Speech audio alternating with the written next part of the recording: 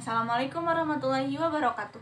Perkenalkan, nama saya Parihanisa, mahasiswi Institut Agama Islam Tasikmalaya, program studi Pendidikan Islam Anak Usia Dini, Fakultas Tarbiyah dan Keguruan, semester 6 dengan NIM 1907219.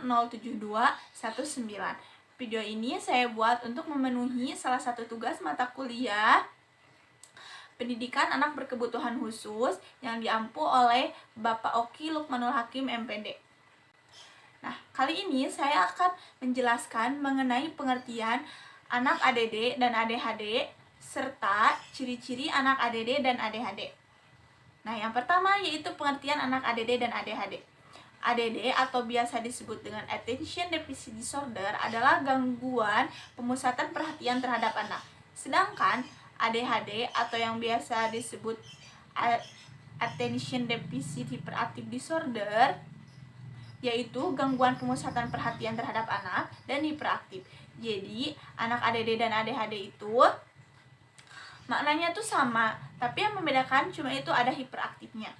Nah, dulu mah disebutnya teh Attention Deficit Disorder atau ADD. Nah, sekarang lebih populer lagi disebut dengan Attention Deficit Hyperactive Disorder atau biasa disebut ADHD. Jadi, ADHD itu adalah anak yang memiliki ciri atau gejala hiperaktif dan impulsif serta gangguan pemusatan perhatian yang menyebabkan gangguan aktivitas terhadap anak. Nah, yang selanjutnya yaitu ciri-ciri anak ADD dan ADHD. Nah, ciri-ciri yang pertama yaitu anak ADD memiliki gejolak emosi yang sangat tinggi. Jadi, anak ADD dan ADHD sulit dalam mengendalikan emosinya. Dia bisa saja meledakkan emosinya pada waktu yang tidak tepat. Yang kedua, yaitu anak ADD dan ADHD akan kesulitan dalam menunggu. Dia akan merasa gelisah ketika mereka disuruh untuk menunggu temannya, seperti itu. Yang selanjutnya yaitu anak ADD dan ADHD akan berperilaku agresif jika keinginannya tidak terpenuhi, baik itu secara fisik ataupun secara verbal.